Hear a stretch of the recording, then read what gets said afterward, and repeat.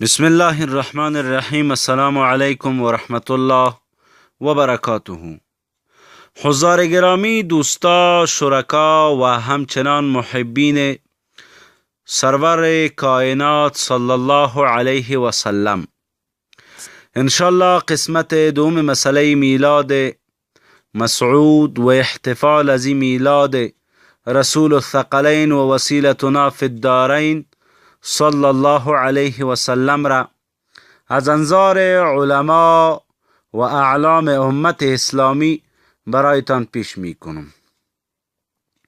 البته در این مسئله مقدمات تحقیق اول را انشالله شنیده باشین و بعد در این مسئله علما به چند فریق و به چند قسمت تقسیم می شوند که بعض فرق ازی تجلیل محفل میلاد را کلن بی اساس و بی اصل تلقی می کنند، تأسیس از او را به فاطمی ها نسبت میتن و علما و تحقیقات و اثباتات را که علمای اعلام از این امت اسلامی که بعد از این انشالله برایتان به محضر گرامی شما میکشانیم او را نادیده گرفته و همچنان وقتی که ای را بی اساس تلقی می کنند سالگره اولاد و احفاد و سلاله و نژادشان را هرگز قضا نمی کنند، اما جشنواره های بی اصل و اساس را صبغه شرعی میتن و در او شرکت می کنند.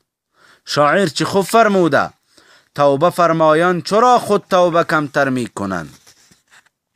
این اشخاص وقتی احتفال مولد پیامبر صلی الله علیه و سلم را بدعت یا بی اساس تلقی می کنند خود به او چیز مشت و گریبان هستند.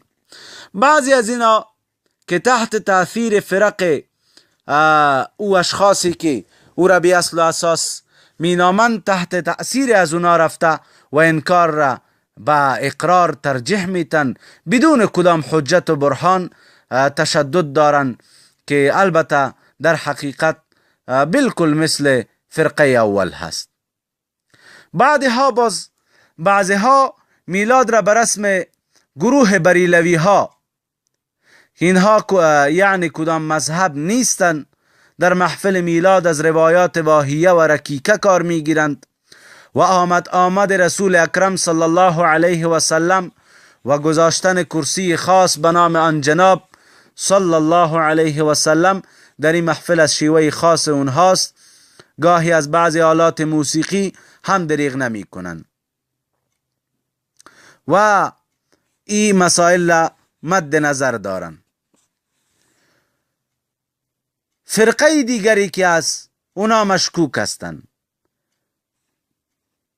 یعنی اینها به این معنا که فلان کس به این شکل گفت و فلان به این شکل، اینا از جمله مشکوکین هستند. و فرقه دیگری که اینا هر دو طرف، یعنی هر طرفی که حق باشه پیروی از آن میکنیم، تا کنون حق را نمیشناسن، خب مگر همه قدر به نظر دارن هر کسی حق باشه ما او را پیرویش میکنیم. ترسم به کعبه نرسی ای اعرابی، این ره که تو میروی به ترکستان است. پس بناهن اینا تا هنوز حق شناس نشدن. و فرقه دیگری هم وجود داره، یعنی از او جمله که ظاهرشان به صلاح و تقوا راست است، با گفتار و نرم و صحبت شیرین و ابلاغیه های جذاب این معنویات را در ظاهر نه بلکه در باطن از این معنویات شدیداً گریزان می باشند، اظهار حنفیت را می کنند به خاطر سبب ترقی و تعالی خودشان. ای است که اینها در این لباس پنج پیری ها داخل هستند. خود میگن که ما حنفی هستیم، اما از نام حنفیت به خاطر ترقی و تعالی خود استفاده میبرن و استفاده میکنن، اما او طرف احتفال مولود پیامبر علیه السلام را شدیداً انکار دارن. پس از این جمله علما هم باید انسان گریزان باشه. ما می پردازیم از این مسئله که چند طریق داریم در استدلالات خود از علمای مذاهب اربعه استدلال داریم و در قسمتی همچنان از علمای احناف و در خصوص بعضی ها که دیوبند را سرمسلک خود ساختن، با اونا هم از علمای دیوبند استدلالاتی داریم. اولا بگوییم که حکم عظیم مولد پیامبر علیه السلام یعنی انسجام و انعقاد چنین محافل، این مسائل غیر مذمومه هست و مستحسن و مستحب و یک کار نیک است. ای که بعضی علما در عبارات خود به ای بدعت حسنه اشاره کرده. البته اصل از این بدعت نیست، بلکه به می طریق و اشکالی که ما منسجم میشیم، ای انسجام و ای طریق ما به شکل بدعت حسنه هست. علامه یعنی حال بپردازیم به تقسیم بدعت که بدعت حسنه و سیئه داره. به چند اقوال اکتفا می کنیم. ما به دروس را برای زی بصیرتان و کسایی که در دل محبت رسول معظم اسلام سردار و سالار ما رسول صلی الله علیه و سلم را دارن به اونا پیشکش می کنیم. امام نووی رحمت الله علیه می فرمایا وهی ای البدعه منقسمه الى حسنه و قبیحه. بدعت میگه منقسم به حسنه و قبیحه هست. اعلم، بعد میگه بدان، ان البدعه لغتا ما احدث على غیر مثال سابق. میگه بدعت لغتا به آن چیزی گفته میشه که احداث کرده شده باشه به غیر مثال سابق، یعنی مثال سابق نداشته باشه. در لغت مثال سابق به می شکل در انسجام ما، در مجالسی که ما منعقد می کنیم، در به ایش اشکال در زمان پیامبر علیه السلام اصل نداره. اما اصل به خاطر ثبوت میلاد داره که یوم اثنین است و همچنان جلال الدین سیوطی در حسن المقصد فی عمل المولد که رساله در ثبوت میلاد شریف نوشته کرده، در اونجا استدلالات ثلاثه خود را پیش کرده که انشالله باز به اون می پردازیم. بعد میگه که یقالو جئت بامر بدیع ای محدث عجیب لم یعرف قبل ذلك. خب این لغوی معنای لغوی بدعت بود و ده بدعت در شرع چی را گفته میشه؟ و فی الشرع المحدث الذي لم ينص عليه القرآن ولا جاء فی السنه. میگه که نص نکرده باشه به او قرآن ولا جاء فی السنه و نیامده باشه به او سنت. بدعت مراد بدعت مذمومه اینمی هست. بعد ابن عربی یعنی معرف باللام که نوشته میشه، یعنی قاضی ابوبکر محمد بن عبدالله اشبیلی مالکی شارح ترمیزی است.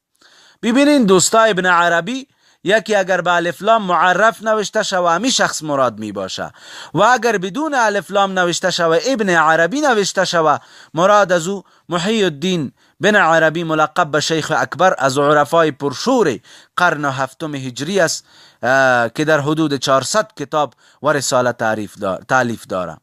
در تمام علوم و فنون از پیش تازای زمان خود بود.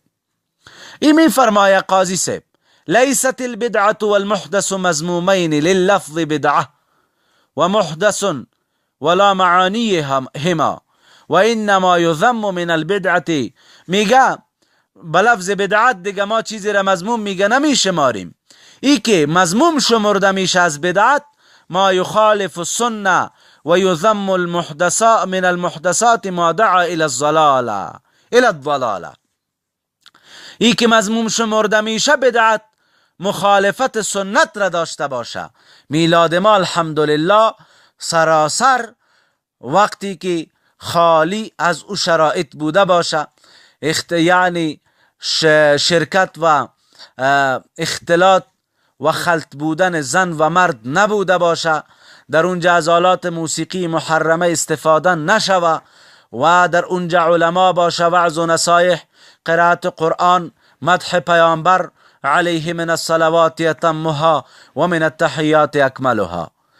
و ترانه یا هم نعت و ذکر و اذکار الهی، صدقات و خیرات ای بوده باشه و ای هم به روح پرفتوح سرور کائنات علیه السلام تقدیم میشه.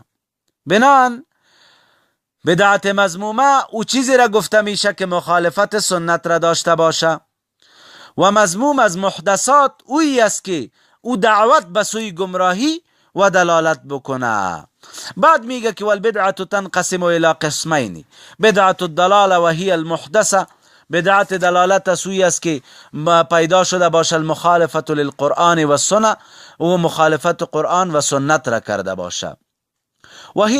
و بعد بدعت هدا و هی المحدثه الموافقه للقرآن و سنه، بدعت هدا و رهیابیمو بدعت حسنه اوی است که موافق قرآن و سنت باشه. بعدی بدعت که میلاد پیامبر علیه السلام است، ای بدعت هدا هست به این شکل و موافق قرآن و سنت است.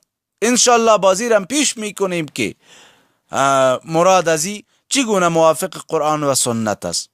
دوستا به خاطر از این که درس ترک نشوه، ما به درس سال گذشته اکتفا نکردم، مقدمه را از درس سال گذشته تهیه کردم.